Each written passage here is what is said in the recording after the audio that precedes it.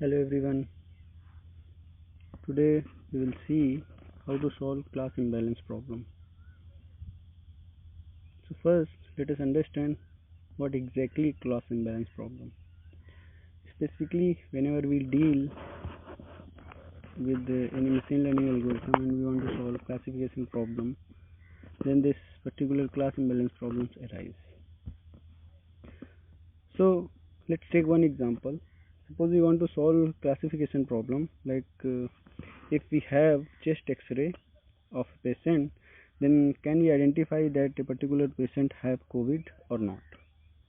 So now if we look into the current scenario, so the ratio of who have COVID as compared to other person who do not have COVID or they are healthy, then the ratio is like 10 to 1 or even 100 to 1 or even 1000 to 1.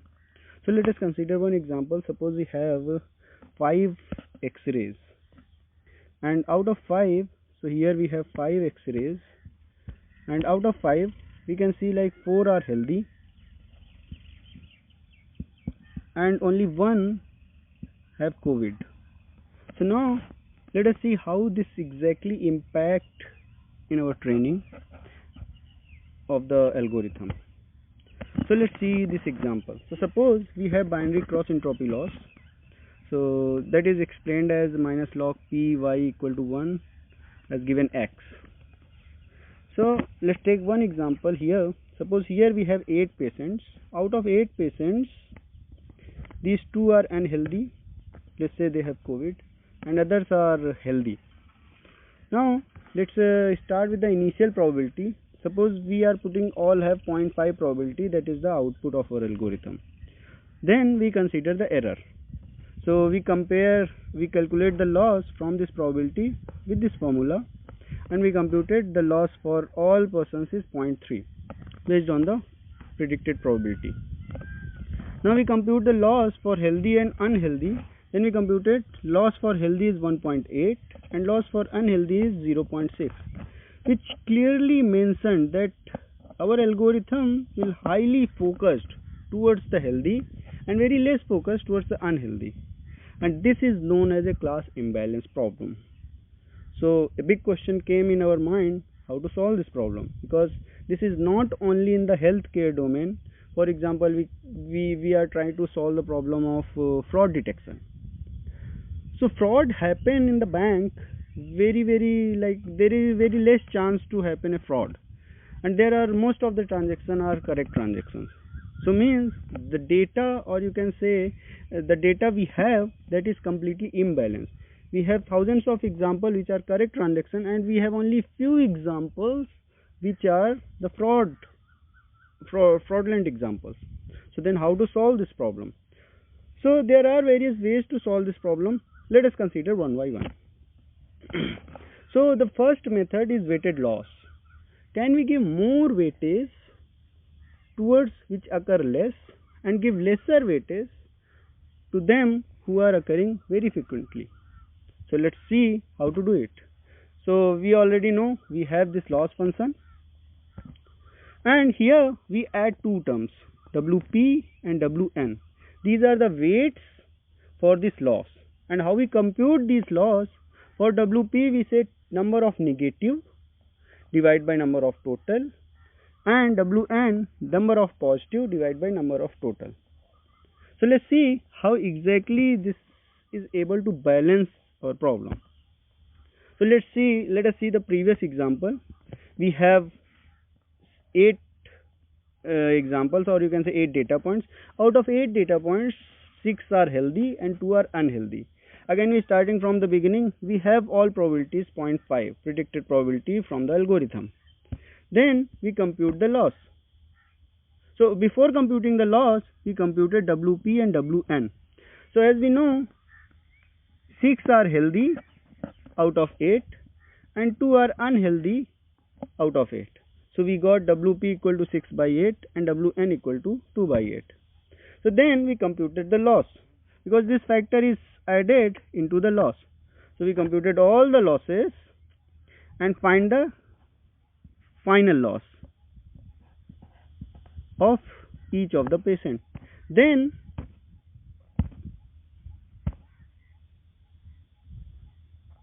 we computed the total loss of the healthy patient, so we got 0.45, and we computed unhealthy, the loss for unhealthy person, this is again 0.45. So now with this weighted loss mechanism, we are able to balance out the loss without increasing the samples, without making any changes in the sample. Now, is there any other way to handle this imbalance problem? Let's see this one. So there is another way to solve this problem, that is resampling. So here, instead of considering the original data samples, we resample the data sets. How we resample? So first we have 6 healthy persons, so make a cluster for 6 healthy persons. And then we have 2 unhealthy persons, we make a cluster for 2 unhealthy persons. Now when we consider the data set, what is goes to our algorithm, we take 4 samples from the healthy and 4 samples from the unhealthy. Now with this mechanism, we can have a data set which is a balanced data set.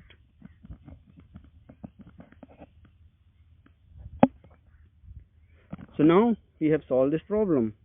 So one way we are using the weighted loss, another way you are using the resampling. Now when we are using sampling method, so we have, like, let us consider undersample. So there is another mechanism that is known as a undersample. So how exactly undersample happens? Let us consider these two scenarios.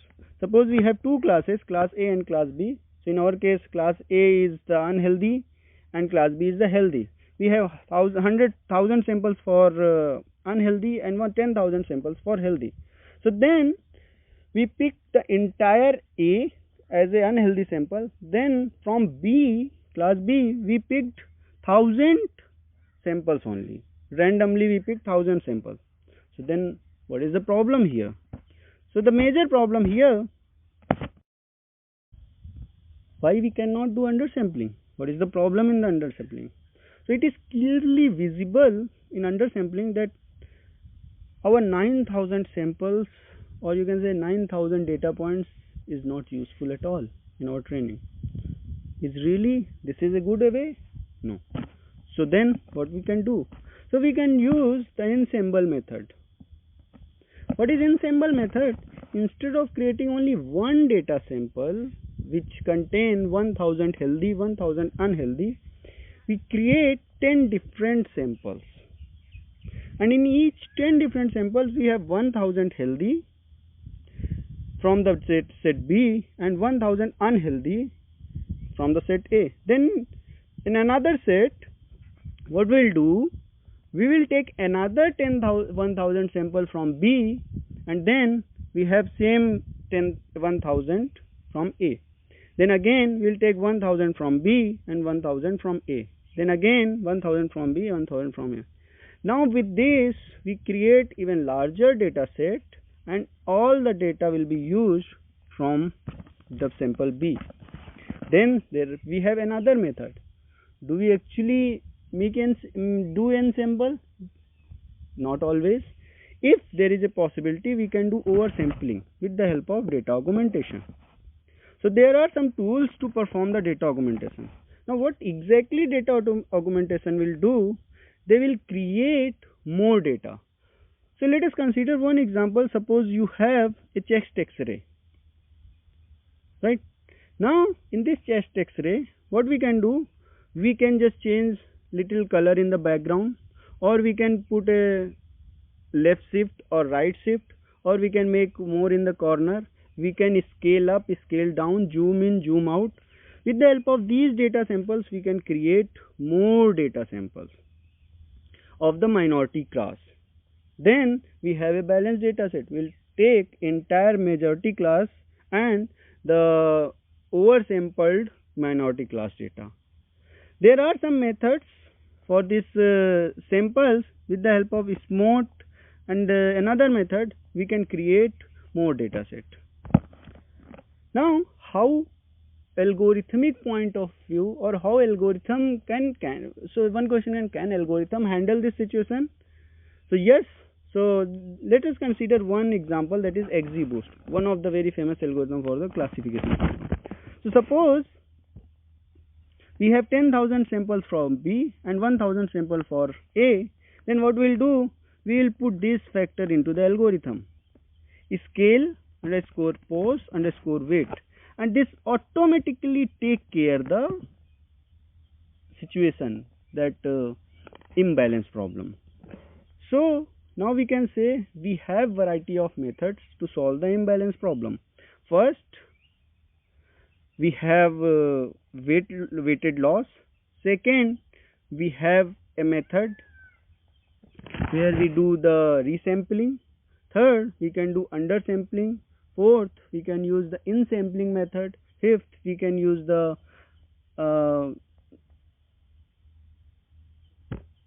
oversampling. And fifth, we can use the XGBoost algorithm. Now, there are one library also available in sklearn, that is IMBlearn, imbalance learn. So with the help of this package in the sklearn, we can solve this problem as well. So what IMBlearn is doing, they can perform undersample, oversample, or both. They can generate balanced batches for the TensorFlow and Keras, and they have a way to evaluate imbalanced dataset as well. So with these methods, we can solve the imbalance problem. So hoping guys, I think you are able to understand the problem of imbalance, data imbalance, as well as how to solve this problem. So let me summarize quickly. There are various places where we have an imbalance problem, specifically in the healthcare, fraud detection, and all those things. And how to solve those problems, we have various methods. So first is the weighted loss, where we give more weights to the minority class and lesser weight to the majority class.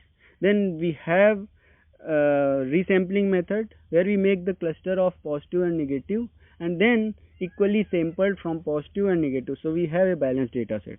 Then we have undersampling, and in order to solve the undersampling to unused data set, we use the in-sampling. Then we have oversampling. Then we can solve the problem with the help of algorithm, and we have another package to solve the problem, that is IMBlearn. So hope it will make you understand how to solve the data imbalance problem. Thank you very much. This is Vipul Mishra.